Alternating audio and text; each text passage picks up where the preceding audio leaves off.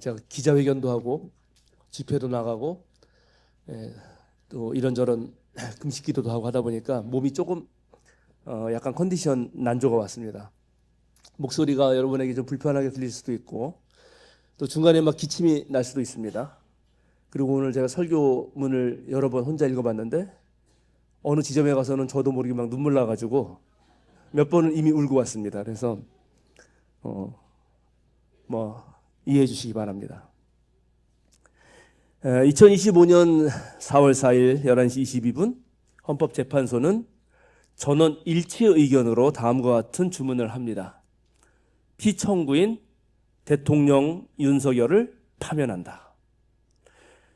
헌재 선고 요지에는 재판관들이 조목조목 살피고 따진 탄핵 사건의 적법 요건 6가지, 윤석열의 직무 집행에서의 헌법 및 법률 위반 행위 5가지, 그리고 위반의 중대성 여부가 잘 드러나 있습니다. 우선 적법 요건부터 살펴보면 계엄 선포는 사법심사의 대상이고 법사위 조사 여부를 국회의 재량에 맡긴 국회법에 따라서 법사위 조사 없이도 탄핵 소추안을 의결할 수 있으며 투표 불성립이 되었던 1차 탄핵 소추안은 제418회 정기의 회기였고 이번에 탄핵 소추안은 제419회 임시의 회기 중에 발의되었으니까 일사부재의 원칙도 위반하지 않았습니다. 계엄 자체가 이미 탄핵 사유이며 내란죄 등 헌법 위반 행위를 이후에 헌법 위반 행위로 포섭했다라는 주장에 대해서도 기본적인 사실관계를 동일하게 유지하면서 적용 법조문을 철회 변경하는 것은 소추 사유의 철회나 변경에 해당하지 않고 탄핵 소추를 남용했다는 주장에 대해서도 탄핵 소추안의 의결 과정이 적법하고 피소추자의 헌법 및 법률 위반이 소명된다는 점에서 남용이 아님을 다 밝힙니다. 이러한 6가지 이유 때문에 이 탄핵 소추안에 각하 의견이 나올 수는 없습니다. 다음으로 헌법 및 법률 위반에 대해서 살피는데 윤석열의 비상계엄 선포는 그 실체적 요건을 갖추지 못한 상태에서 진행됐고 절차적 요건 또한 지키지 않았습니다. 윤석열이 국회에 군경을 투입하고 체포할 목적으로 정당 대표의 위치를 확인해서 군인과 시민이 대치하도록 한 것은 국회의 계엄 해제 요구권 위반, 국회의원의 심의 표결권과 불체포 특권 침해, 정당 활동의 자유 침해이자 국군의 정치적 중립성을 침해하고 또 헌법에 따른 국군 통수 의무를 위반한 것입니다. 포구령은 국회의 계엄 해제 요구권 또 정당 제도를 규정한 헌법 조항과 대의민주주의, 권력 분립 원칙 등을 위반한 것이고 국민의 정치적 기본권, 단체 행동권, 직업의 자유 등을 침해하였습니다. 중앙선관위 압수수색은 영장주의 위반이자 선관위의 독립성을 침해한 것이고 법조인의 위치 확인 시도는 사법권의 독립 침해입니다. 따라서 탄핵 소추안의 헌법 및 법률 위반의 5가지 쟁점 전부를 위반한 것이라고 헌재 재판관 8명 전부가 모두 동의했습니다. 이제 마지막으로 위반의 중대성에 대한 판단입니다. 국회와 중앙선관위의 군인 투입은 법치국가 원리와 민주국가의 원리의 기본 원칙들을 위반한 것으로서 그 자체로 헌법 질서를 침해하고 민주공화정의 안정성에 심각한 위해를 끼친 것입니다. 대화와 타협이라고 하는 정치적 방법을 사용하지 않고 국회를 협치가 아닌 배제의 대상으로 삼은 것, 야당을 지지한 국민의 의사를 배제하면서 국가 긴급권을 발동한 것은 민주정치의 전제를 허문 것이기 때문에 바로 이에 국민을 충격에 빠뜨리고 사회, 경제, 정치, 외교 전 분야의 혼란을 야기해서 윤석열은 국민 모두의 대통령으로서 자신을 지지하는 국민을 초월하여 사회 공동체를 통합시켜야 할 그 책무를 위반하였습니다. 특히 군경을 동원하여 국회 등 헌법기관의 권한을 훼손하고 국민의 기본적 인권을 침해함으로써 헌법 수호의 책무를 저버리고 민주공화국의 주권자인 대한국민의 신임을 중대하게 배반하였다고 재판관들은 명시합니다.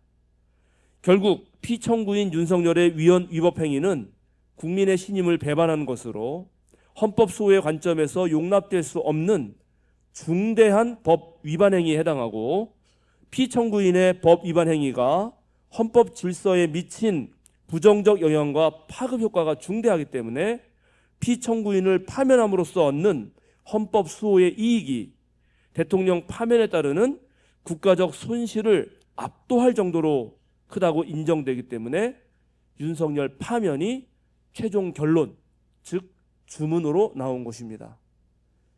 참으로 상식적이고 참으로 합리적인 결론입니다. 문영배 재판관이 선고 요지를 읽어 내려갈 때마다 정말 10년 묵은 채증이 내려가고, 마지막 주문을 읽을 때 그야말로 박수와 환호성을 치지 않을 수 없었습니다. 윤석열의 계엄 선포는 좌우 이념의 문제나 진보와 보수의 노선 갈등이 아닙니다.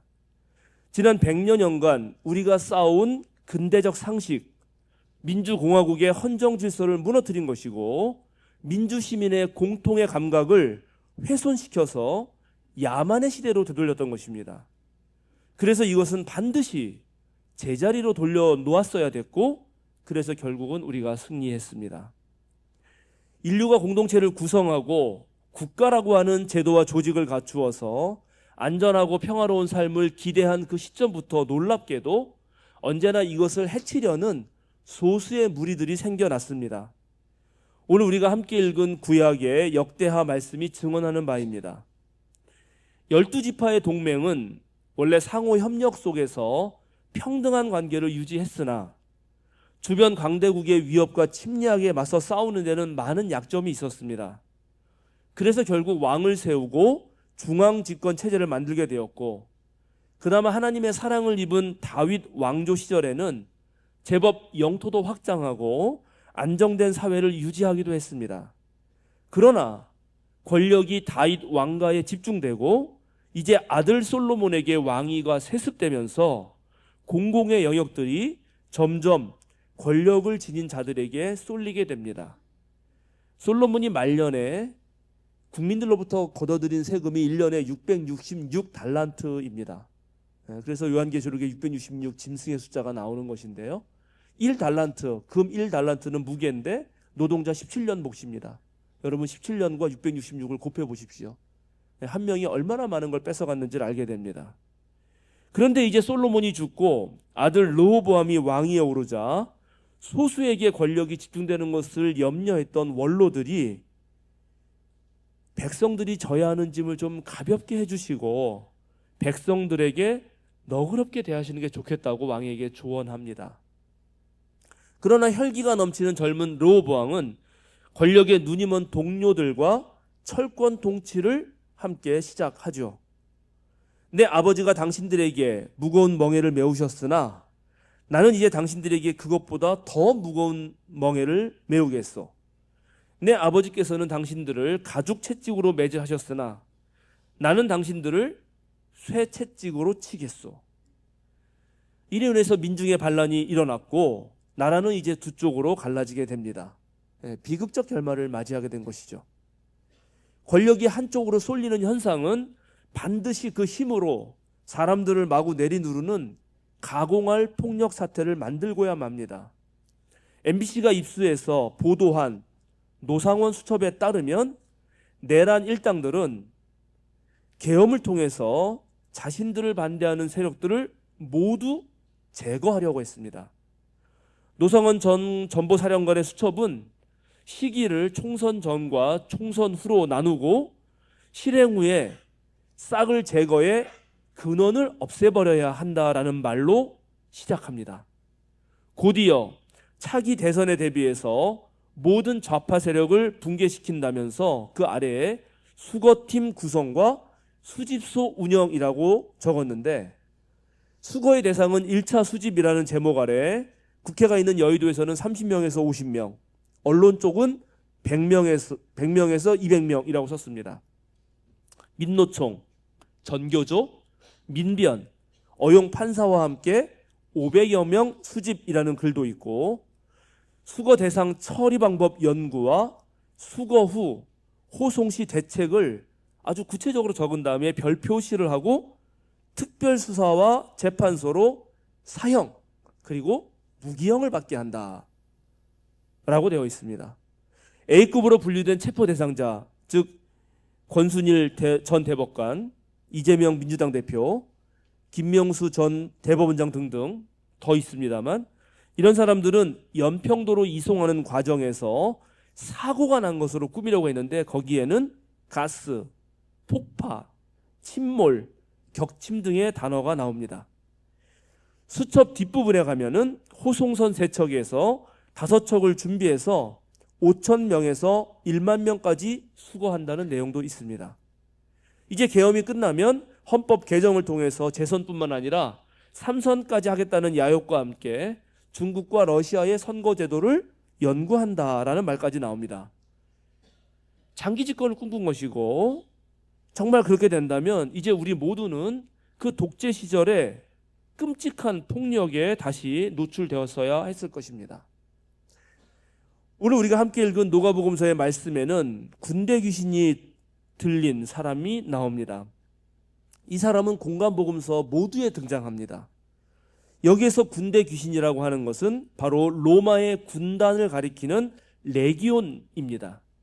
약 4,000명에서 6,000명 정도 되는, 그 정도로 편제가 되어 있는 로마 군단은 정복하는 곳마다 가서 약탈과 방화, 살인과 폭력을 마구 자행했습니다.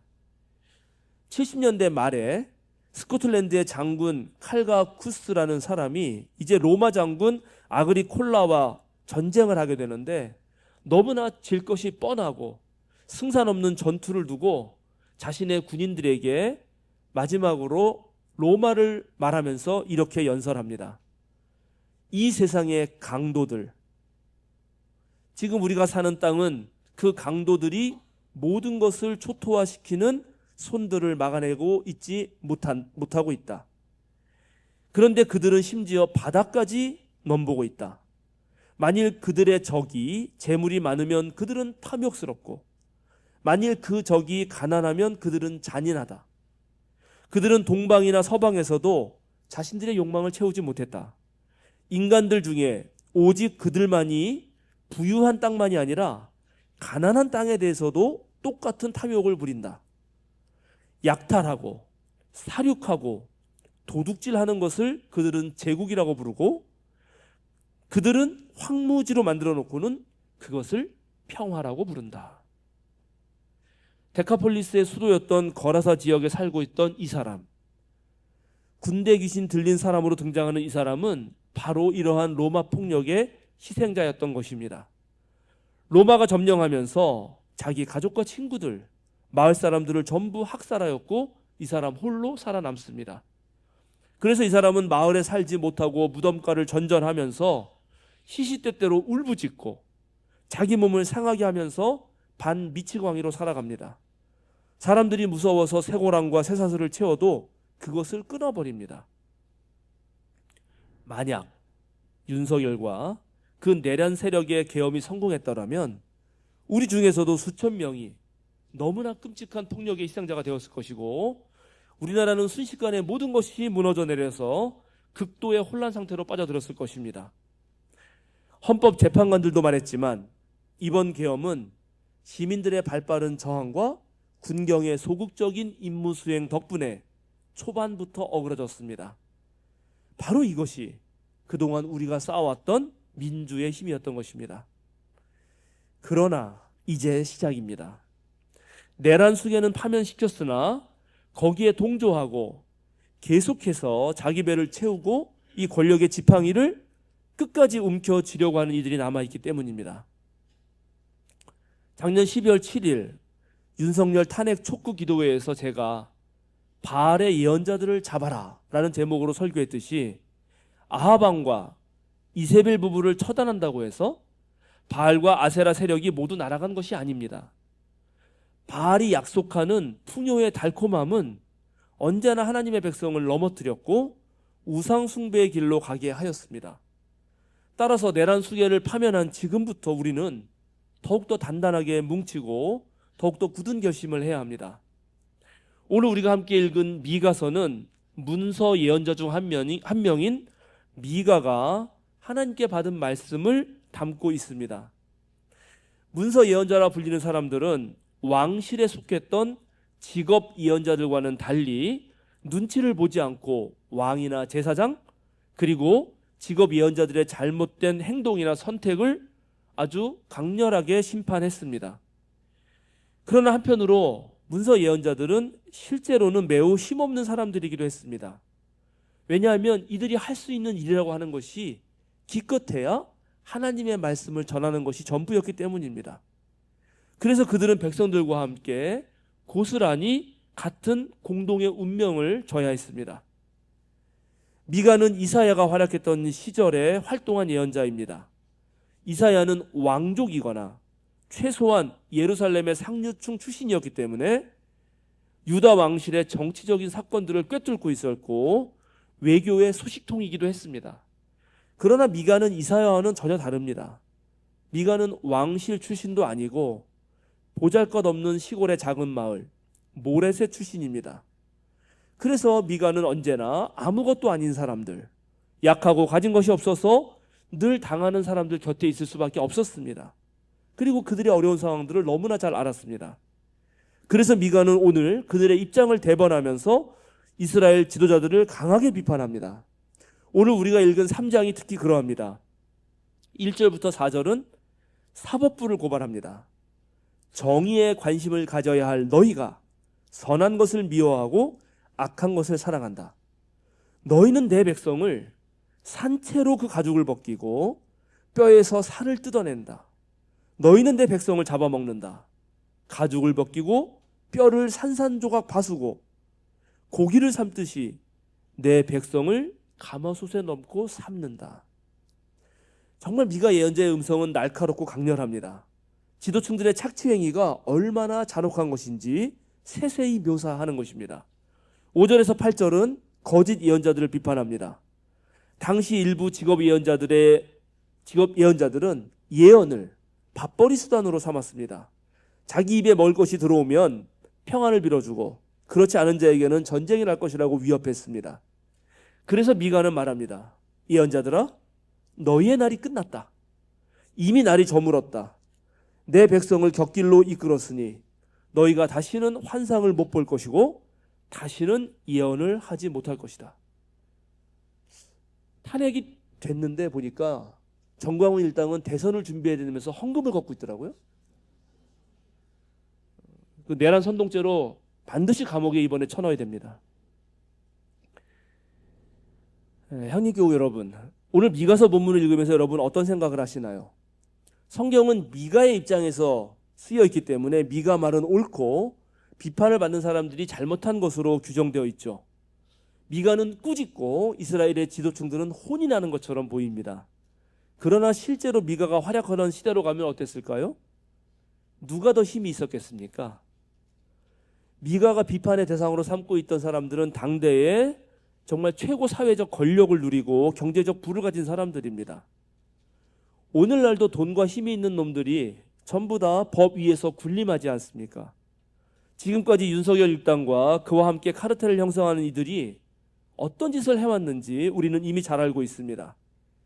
너무나 거대한 권력들이 이미 한 몸이 되어 있는 상황에서 작은 시골 출신 예언자의 비판과 경고가 어느 정도나 먹혔을까요? 예언사를 읽으면 우리는 너무나도 쉽게 이스라엘 지도자들의 불의에 대해서 막 성토하고 또 막 욕할 수 있지만 실제로 우리가 사는 이 땅에서 평범한 시민이 돈 많고 힘센 권력자들과 맞서서 싸울 수 있을까요? 우리나라 노동자들은 노동의 질을 떨어뜨리는 외주화라든가 영세한 업체에서 고된 노동에 시달리고 또 산업재해에 대해서 미근한 대책 등으로 인해서 하루에도 수없이 사고를 당하고 죽음의 위협에 놓이게 되는데 그때마다 과연 이 사람들이 재벌들의 갑질 횡포에 맞서서 싸울 수 있을까요? 독립운동을 하면 3대가 망한다라는 말이 있듯이 정말 나라를 위해서 모든 것을 바친 독립 그런 유공자들의 후손들이 떵떵거리면서 살고 있는 그 친일파 후손들보다 훨씬 더 나은 대접을 받고 인정을 받는 날은 도대체 언제 올까요? 그런데 오늘 제가 여러분들과 함께 생각해 보고자 하는 것은 과연 예수님을 믿고 있는 하나님의 백성이라고 자부하는 우리들은 어느 편에 서겠는가 하는 것입니다. 우리는 예언자 미가 편에 서야 됩니까? 아니면 주님께서 우리와 함께 계시니 우리에게는 재앙이 닥치지 않는다라고 말하는 예루살렘의 지도자 편에 서야 되는 것일까요? 한국 개신교가 이 땅에 들어온 지도 벌써 140년이 되었습니다. 1876년으로 잡으면 149년입니다. 그동안 한국 개신교는 이 사회에 많은 영향력을 행사하였습니다. 그런데 그것을 가만히 살펴보면 밝은 면도 있고 어두운 면도 있습니다. 한국 개신교가 본격적으로 이 사회와 시대 아픔에 함께하고 불의에 맞서서 저항하는 주체로 등장한 것은 3.1 독립만세 운동을 통해서입니다. 한국에 온 선교사들은 선교, 의료, 교육의 틀을 가지고 각 지역마다 미션 스테이션이라고 하는 선교 기지를 세웁니다. 그런데 전국적으로 약 1년간 벌어졌던 3.1 만세 시위가 가장 먼저 촉발된 곳을 보면 바로 거기가 미션 스테이션이 있던 곳과 동일하게 일치합니다. 즉 당시 교회를 중심으로 독립운동의 전국적 네트워크가 형성되었다는 것이죠. 그리스도인들은 3.1운동을 통해 하나님을 믿는 이 내면의 신앙을 역사를 변혁하는 힘으로 바꿔냈던 것입니다. 당시 2천만 인구의 20만 밖에 되지 않는 그리스도인들이었지만 감옥에 잡힌 사람들의 40%가 기독교인이었습니다. 여러분 그걸 생각해 볼 수 있습니다. 그리고 이것이 가능했던 것은 당시 개신교인들이 바로 구약 성서에 나오는 히브리 백성들의 고난과 해방의 역사 속에서 우리 민족의 고난과 해방을 함께 읽어냈기 때문입니다. 일제 치하에서 성탄절 연극을 할 때는 놀랍게 예수님 탄생 이야기가 아니라 언제나 모세가 출애굽하는 연극을 했다는 사실을 통해서도 알 수 있습니다. 또한 교육과 선교가 병행되면서 깨우침을 얻은 다수의 교인은 민족의식을 갖게 됩니다. 조선시대 내내 흐르는 선비정신이 대중들로 확산되면서 살신성인이라고 하는 유교정신과 예수의 자유해방 정신이 만나서 상승효과를 일으킵니다. 3.1운동을 주도하고 민족 독립에 투신했던 많은 기독교 지도자들이 놀랍게 대체적으로 유학에 밝은 양반 출신이었던 사실이 이를 증명하고 있습니다. 한편 일제시대 내내 계속되었던 신사참배 반대운동은 정치적 횡포에 맞서서 종교적 자유를 지키기 위한 일련의 훈련이 되었습니다. 그리고 이것은 국가의 폭력에 맞서서 양심의 자유를 지키는 하나의 선구자적 모델을 형성합니다. 물론 이때 자발적으로 신사참배를 한 사람들도 있고 그런 교단도 있고 친일파가 되어서 일본이 벌인 전쟁을 지지하고 군수 자원을 보낸 많은 그리스도인들도 있었습니다만 끝까지 신사참배에 반대한 이들의 모습은 많은 사람의 귀감이 되었습니다. 그런데 해방이 되고 남한만의 단독정부가 수립되고 이승만 정권이 들어섰을 때 한국 개신교는 크게 왜곡되기 시작합니다. 마치 순수함을 보존했던 첫 그리스도교가 로마 제국의 종교가 되면서 그 순수함을 잃고 변질된 것처럼 한국 개신교도 친개신교적 정권의 힘을 이용해서 이제 자기 이익을 도모하기 시작합니다. 오랜 핍박 속에 있었던 한국 개신교인들이 이승만 장로가 대통령이 되자 그를 적극 지지했습니다. 그런데 이승만은 자신의 영달을 위해서라면 무엇이든지 하려는 기회주의자였고 자기 정권을 유지하기 위해서 반민족행위 특별조사위원회를 해체시켰고 친일파도 얼마든지 등용합니다. 또한 자신에게 반대하는 세력은 좌익이라는 딱지를 붙여서 살상하는 일을 서슴지 않았던 그런 인물입니다. 아마 학살한 대통령을 따지라고 하면 이승만이 제1위일 것입니다. 지난주 목요일이 제주 4.3 항쟁 77주년이었습니다. 마찬가지로 여순항쟁 벌어진 지도 77주년이 되죠. 1945년이라고 하는 해방공간에서 벌어진 우리 역사를 정말 차분히 공부해보면 지금 우리나라의 많은 잘못된 제도와 습성은 거의 모두가 일제시대 그리고 해방 전후부터 한국 전쟁 때까지 형성된 것입니다. 친개신교 정권이 들어섰기 때문에 많은 사람이 자신의 친일 행적을 숨기고 민간인을 학살한 전력을 감추면서 개신교로 대거 유입됩니다. 기독교의 값싼 은혜와 회개하면 용서한다는 그런 장치들이 천일 공로한 모든 죄인들이 자기의 책임을 회피하고 면죄부를 받는 그런 것으로 이용된 것입니다. 이런 식으로 개신교인이 된 사람들은 이승만 정권의 유지를 위해서 부정선거에도 아주 적극적으로 협력합니다. 친일에서 친미로 갈아타고 이승만 정권에 아부하면서 기득권을 유지하는 이들이 이제 반공을 내세우면서 한국전쟁 이후 계속 권력을 유지해 갔습니다. 이 사이에 독립군 후손들은 가난을 면치 못했고 정부에 대한 비판은 전부 빨갱이로 몰리는데 바로 한국 개신교는 이런 정부들한테 가서 조찬 기도해 주면서 그러면서 성장한 것입니다. 이런 어두운 시절을 보내고 개신교가 다시 이 사회에 의미 있게 두각을 나타내기 시작한 것은 역시 박정희 독재 정권에 맞서 싸울 때였습니다. 박정희는 여러 번의 부정선거와 개헌을 통해 종신 독재를 꿈꾸었습니다. 1972년 유신체제가 수립되었을 때 모든 권력은 박정희 1인에게 집중되었습니다. 대통령 임기는 6년으로 연장되었고 중임 제한 조항은 삭제되었고 대통령이 국회를 해산할 권한도 가지고 국회의원 3분의 1을 임명할 수도 있었습니다. 국회의 대통령 탄핵권은 사라졌고 국정감사권도 없어졌습니다. 대법원장과 일반 법관의 임명도 대통령의 권한이었기 때문에 대통령이 행정부, 입법부, 사법부를 모두 장악하게 된 것입니다. 이렇게 삼권 분립의 원칙을 무너뜨리고 총과 칼로 사납게 윽박지르고 군합발로 지근지근 짓밟아대는 유신체제의 균열을 내었던 것, 그게 바로 개신교였습니다. 여기에 우리 교단과 우리 교회의 역할은 이루다 말할 수가 없는 정말 위대한 것이었습니다.